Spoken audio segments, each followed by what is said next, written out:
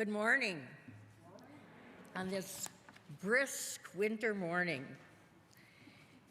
Welcome to the First Universalist Unitarian Church.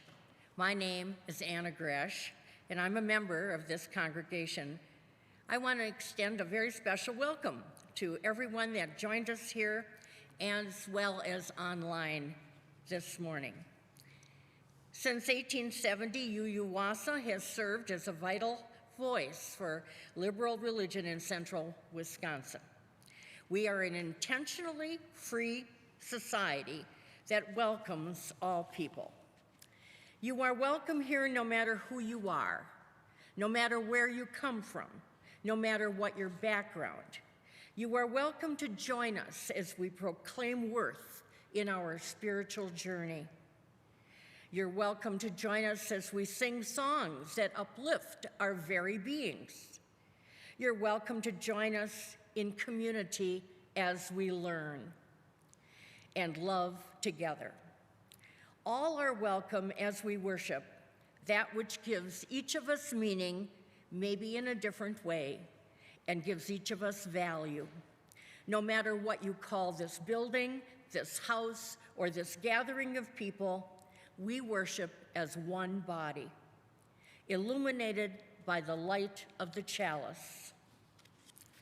We are currently worshiping both in person and online, so be sure to follow us on Facebook, Twitter, or Instagram for updates. Now let us move into worship, willing to be authentic with each other, honest within ourselves, and open to connection with this warm community and our own spirituality. Please join me in reciting the church's Chalice Lighting. You will find the words printed in your order of service.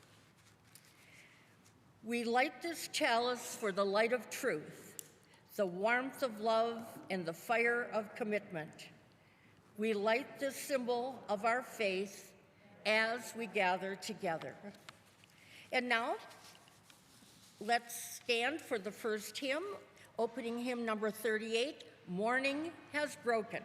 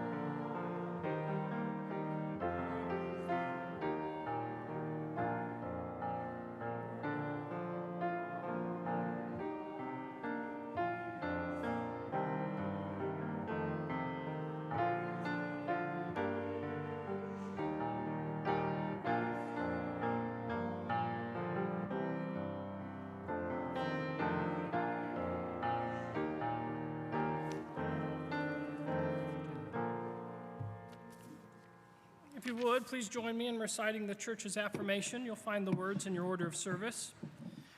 Love is the doctrine of this church.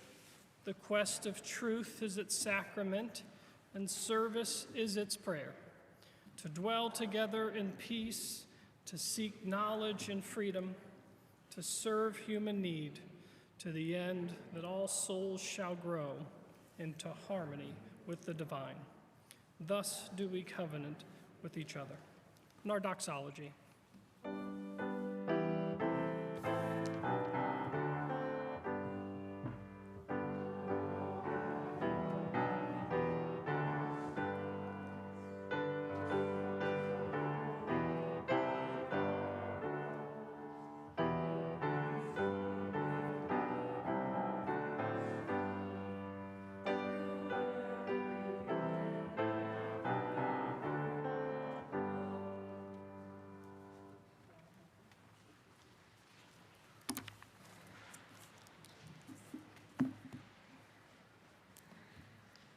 This morning I want to share with you a story by one of my favorite children's authors. It's called Edwina the Dinosaur Who Didn't Know She Was Extinct. It was written and illustrated by Mo Willems and published by Hyperion Books for Children. Everyone in town loved Edwina. She was the dinosaur who played with the neighbor kids. She was the dinosaur who did favors for anyone who asked. Edwina helped little old ladies across the street, and she baked chocolate chip cookies for everyone. Everybody loved Edwina, except for Reginald von Hooby-Dooby. Reginald knew just about everything. He liked giving reports in class about all the things he knew. Maybe we all know someone like that. Today, he was going to talk about things that are extinct. Specifically, dinosaurs. But as soon as Reginald started, Beth McFeeder asked, "What about Edwina? She's a dinosaur." And then Tommy Britcher said, "Yeah, Edwina can't be extinct. She bakes chocolate chip cookies for us." And then Mrs. Mink added, "Maybe Edwina's baking chocolate chip cookies right now." Before he knew it, everyone except Reginald was outside eating cookies. "No one listens to me with that dinosaur around," thought Reginald. "Well, tomorrow I'll prove to the whole town that dinosaurs are extinct, and then poof, Edwina will disappear." The next morning, Reginald handed out flyers that made excellent arguments about how extinct dinosaurs are. They also make excellent hats. When flyers didn't work, Reginald tried protesting. When protesting didn't work, he tried everything he could think of. But no one listened. Finally, Reginald broke down and cried. "Boo-hoo," he sobbed. "Why won't anyone listen to me?" "I'll listen to you," said a voice from behind him. Reginald took Edwina to the classroom. Inside, Edwina listened as Reginald told her the truth about dinosaurs. He was persuasive. He was expressive. He was loud. He was very convincing. Edwina was shocked. When he was done, Reginald felt fantastic. No one had ever listened to him so well for so long. Everything Reginald had said made sense. There was no doubt about it in Edwina's mind. She knew she was extinct. She just didn't care. And by then, neither did Reginald von Hooby-Dooby. And that is our story for today. Please join me in blessing those who are here and everyone joining us from afar by singing "May Peace Surround You."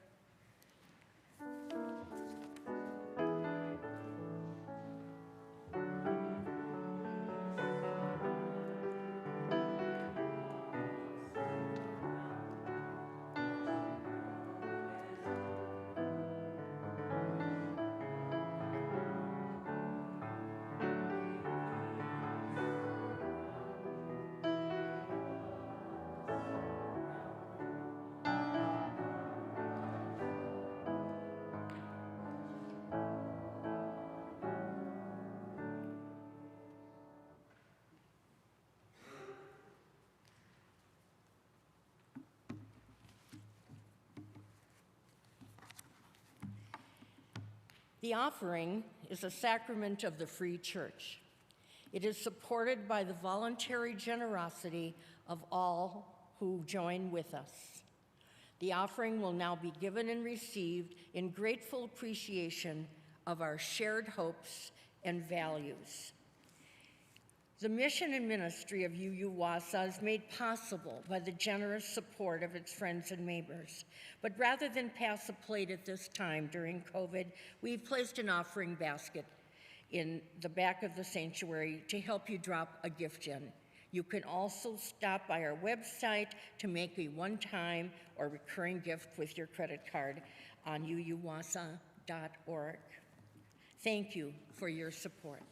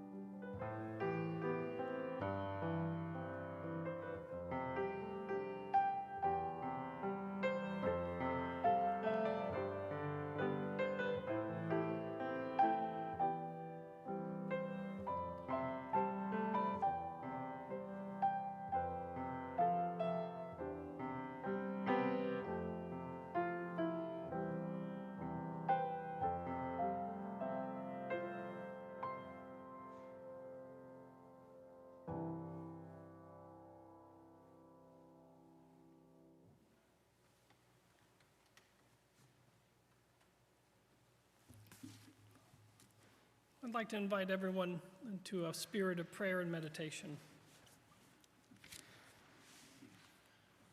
I want to encourage you to start by putting both of your feet flat and firm on the ground. If you pray or meditate with your eyes closed, you're welcome to close them. Start from the top of your head. Feel the air on it. Relax your jaw. Feel your shoulders and your lungs and your heart. The seat that supports you. The presence of these people in this room and the spirit of the people joining us from afar.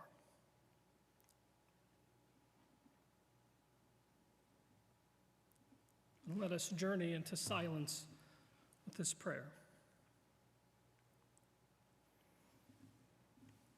Unpredictable, redeeming mystery of faith. We come together as a burdened people. Our hearts are often heavy with the pain of living in these mean-spirited times.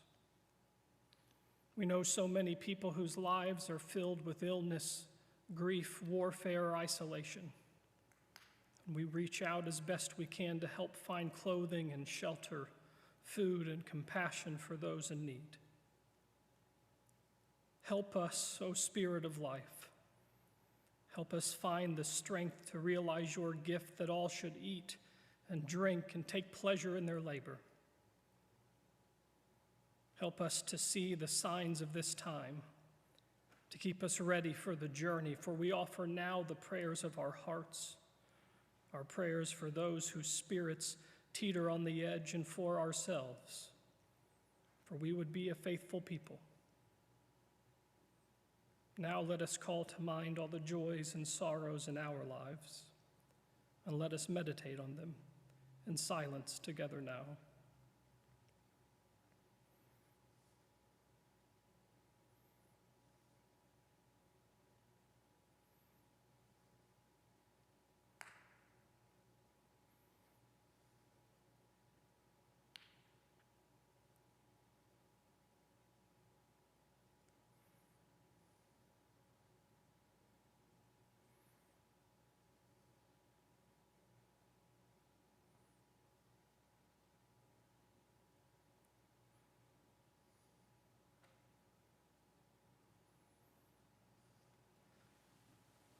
Amen. Please stay seated for prayer hymn number 352, Find a Stillness.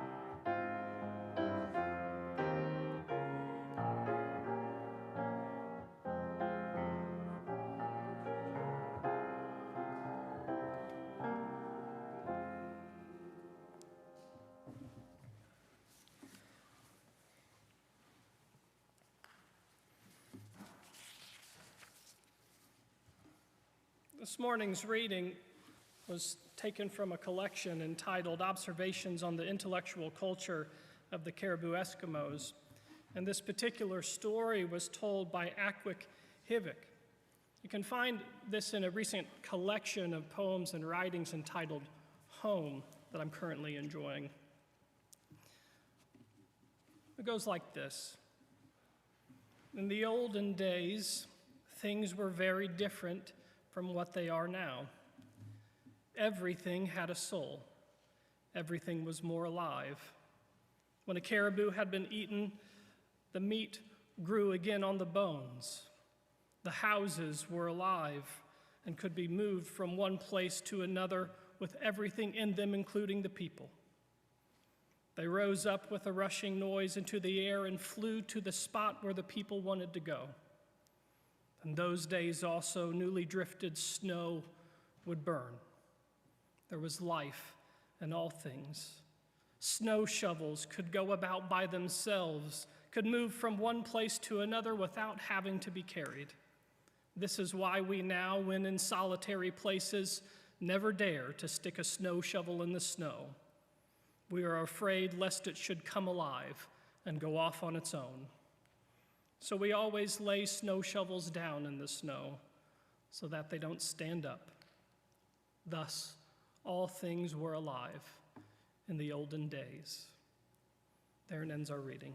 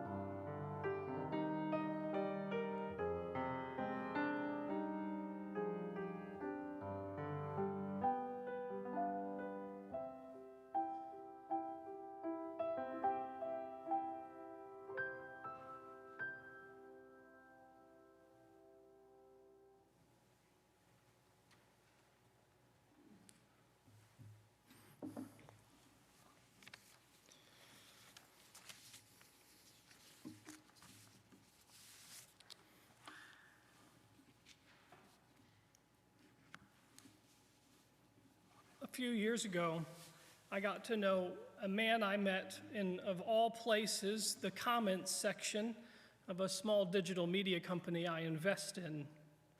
We're both men of faith. We both share a raging love for the Lord of the Rings and several other nerdy things my wife edited out of this sermon.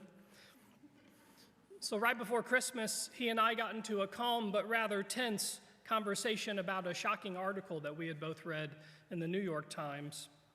And the article, you probably read it, it documents patterns of failure in U.S. airstrikes throughout the Middle East.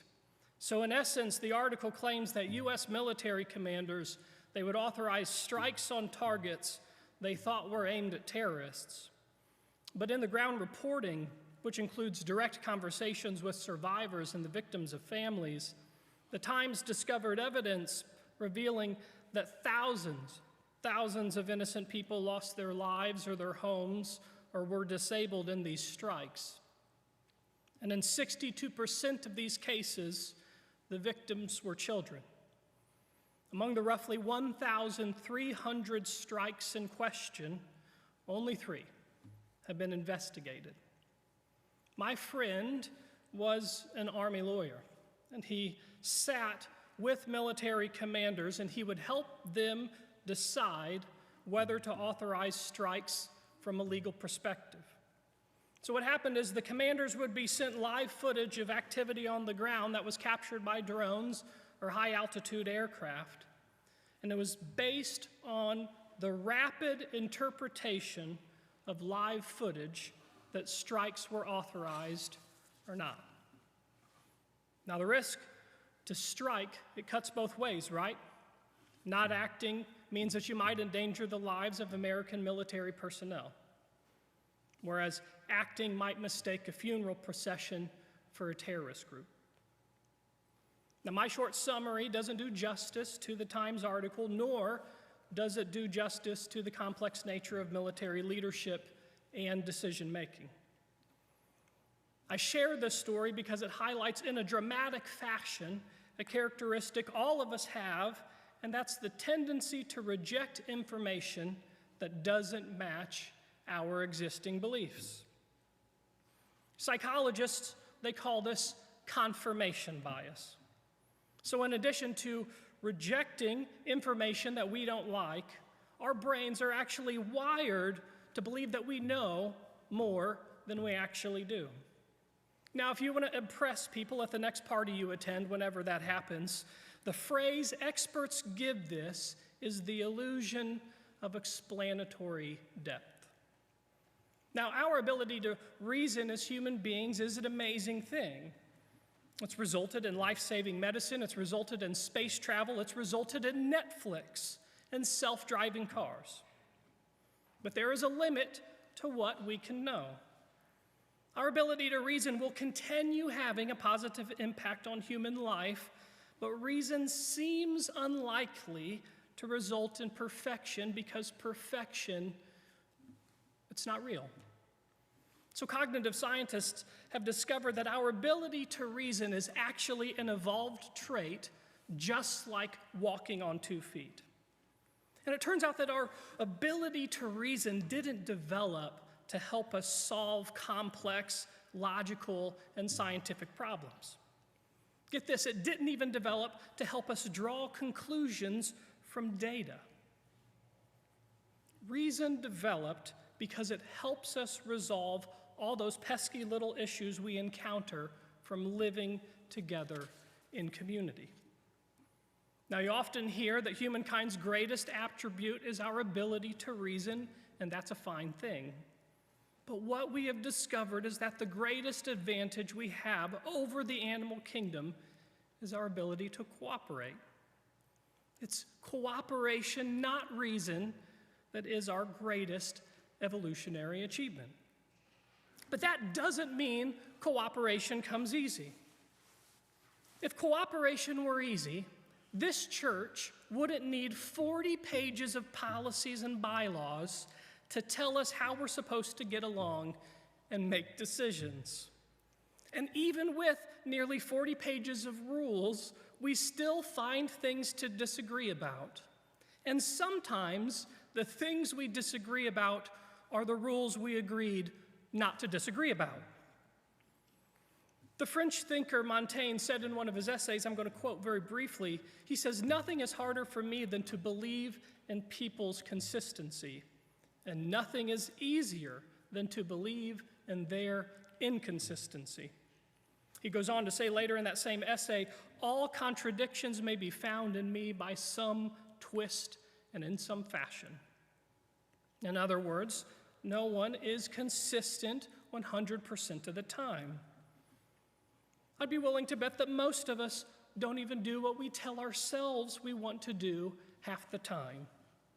Right? We set an alarm to wake up early and exercise, and 8 hours later we're slapping the snooze until it's 5 minutes before we have to walk out the door.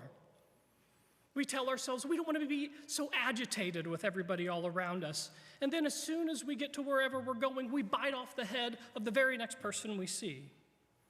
We look for what we want to see, and when we don't see it, we say we've seen it anyways. Just consider the fact that we recognized a somber anniversary because of this tendency earlier last week. I think this is a tendency that the gentle St. Francis had in mind when he wrote in a prayer of his, "O divine Master, grant that I may not so much seek to be understood as to understand."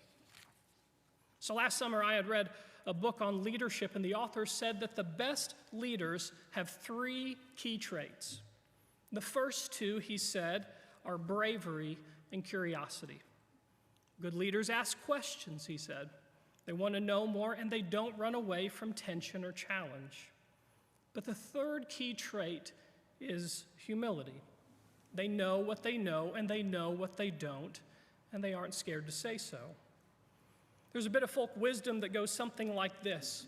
If you think that you have arrived at the perfect thought, if you think that you have arrived at the perfect product, flip it over and turn it inside out, because there's probably another way to look at it. If you read Ralph Waldo Emerson, you're going to find that he said this exact same thing about God. What Emerson said, that is, if you think you have discovered the truth about the mystery of life and human purpose, you need to think again. And you can apply this same thinking of Emerson's just as easily for people who don't believe in God. For people who don't believe in God, some of the questions that I want to ask them is maybe the God you don't believe in is really just a God you made up. And if you asked other people, what they would tell you is they don't believe in the God you don't believe in either. In fact, research shows that people who see themselves as being smarter and more talented than others are actually limited in official comparison. The scientist for whom this effect is named after, Dunning-Kruger, they entitled the original article on this topic, I love this title, "Unskilled and Unaware of It: How Difficulties in Recognizing One's Own Incompetence Leads to Inflated Self-Assessments." Put that on a t-shirt. Self-deception can be a funny thing, and if it's left to its own devices, it metastasizes into self-important pride. But of course, I don't want to say that pride is entirely a bad thing. For instance, whenever I watch my daughter at a piano recital like I did in late December, or I read something that my wife has written, it fills me with pride. Whenever I check off a major project here at church, or whenever I see a member of the staff accomplish something big, I get filled with pride. But like much in life, there are 2 sides to pride's coin. The flip side of pride is that it turns into judgment and self-righteousness. As it says in the 16th chapter of Proverbs, pride goes before destruction, and a haughty spirit before the fall.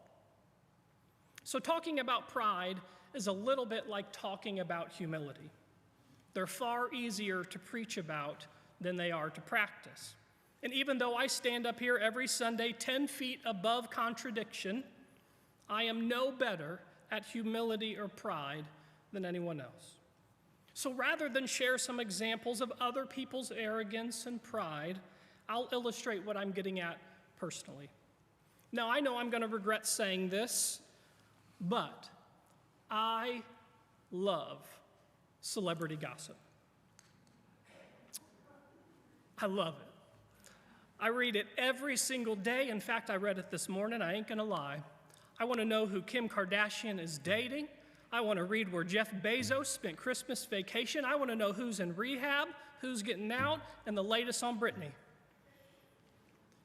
And it pains me to say so, but what's worse is that sometimes I get a buzz from shallow talk.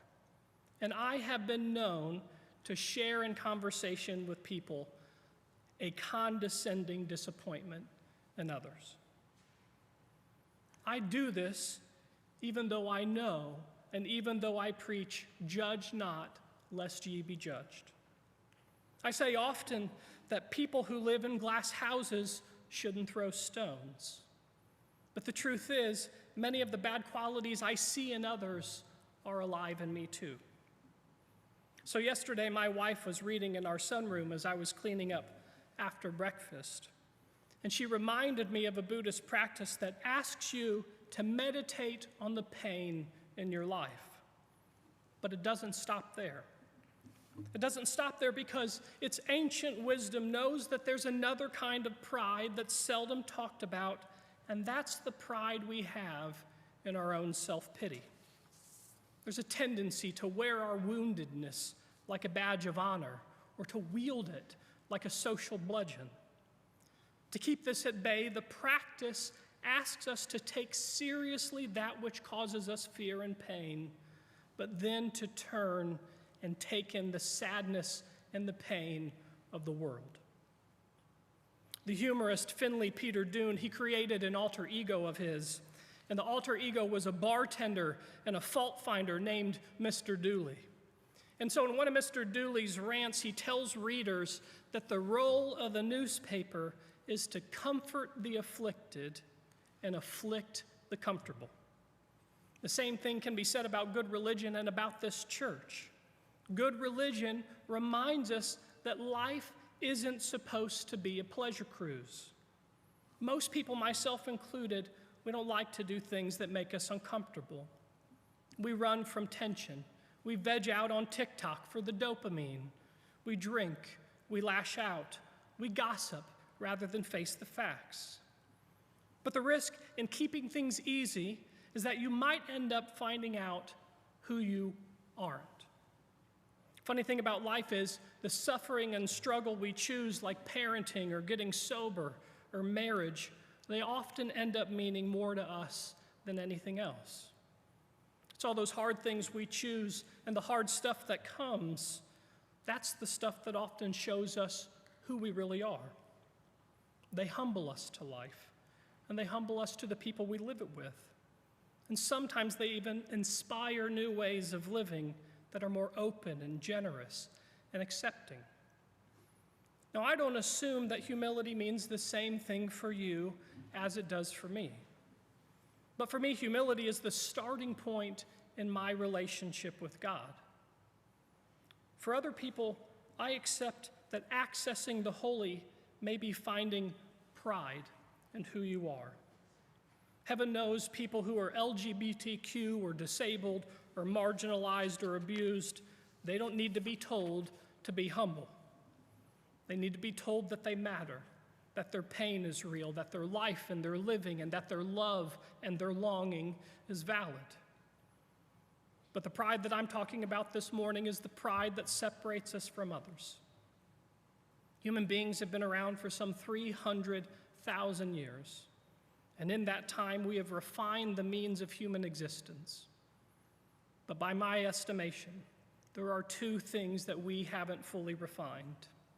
One is the fact of our end, and the other is how strange and hard and magical it is to be a human being. And I'm not trying to be fatalistic and suggest that we stop asking questions. After all, science and its advance are reliant on our nature to ask and seek and find.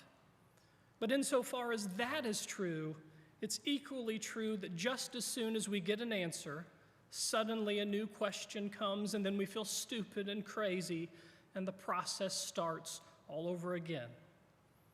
It's a similar pattern when it comes to living. We fall in love, and we get married, and we have kids, and we get a job, and we pay off the mortgage, and from the outside, everything looks hunky-dory. But inside, we struggle to understand who we are. I suppose one might look to science for this answer, and we know what it is: collaboration and community. Those might look good on a poster in a guidance counselor's office, but if the counselor's not in to talk to you, you're not going to know what they are. And that's where religion comes in. I'd be willing to bet that in 152 years that this church has been in existence, one of the most preached on sermons from this pulpit is Matthew's 5th chapter, when Jesus preaches the Sermon on the Mount. And what does he tell us? He says, "Bless the poor, bless the suffering, the meek, the hungry, the peacemakers." He tells us to be the salt of the earth, to be guiding lights in dark times. He tells us to get a handle on our anger, to get a handle on our lust, to be humble, to take our oaths seriously, and to think twice before we retaliate. And then towards the end, he says, love your enemies. But the final thing he says is be perfect. But the point of perfection here is a reminder that as long as you are alive, you have a chance to live into the fullness of your human calling, to be humble seekers and peacemakers. This week, several people sent me the last article in a series the New York Times ran on the oldest New Yorkers. So 7 years ago, the journalist John Leland, he started reporting on 6 older adults. The last adult that he had been reporting on, her name was Ruth Willig. She died on Christmas Eve. This is one of the best articles I've read in a long time, and in it, Mr. Leland shared what was said when he asked some of New York's oldest residents what it takes to make a full and meaningful life. The answers are powerful in their simplicity. Here's what they said: make lives out of what you have, not what's taken away. Don't brood about things you can't reach. Live like your time is limited. Focus on the people you care about. Enjoy pleasures near at hand. Accept that you will die, and help people. Sometimes the hardest thing is to resist that which comes easiest, to make everything about us, to assume we're right and everyone else is wrong, to think we're smarter than we are deserving of credit for. Often the hardest things to do are the easiest things to remember.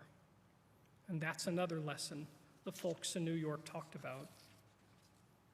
What's amazing about the faith we practice is that its message seems illogical. Give, and you will receive. Lose your life, and then you'll gain it. Take yourself a bit more lightly so you can take others a little more seriously. But the truth is that its message contains the very purpose of human reason: to embrace this world, to embrace the people in it, and the time we have. In the great span of time that will render all things equal, my prayer is that all of us will be added to the nameless roster of those who added to the welfare of the world. People who acted with grace and bravery, and in so doing left a legacy of hope that reminds every generation that we were made to learn to live together. Amen.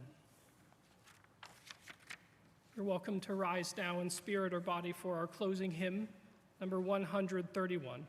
Love will guide us.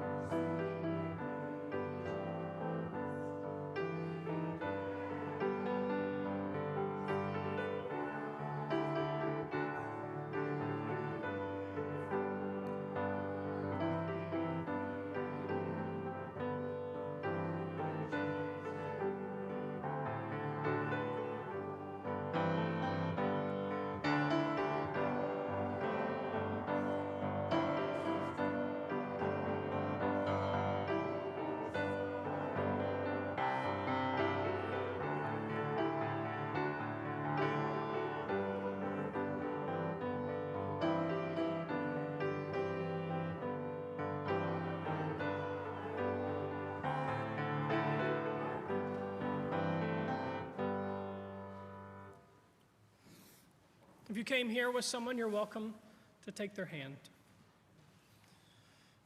May the truth that sets us free, and the hope that never dies, and the love that casts out fear lead us forward together until the day spring breaks and all shadows flee away. You're welcome to have a seat and relax and enjoy the postlude. I'll see you after church.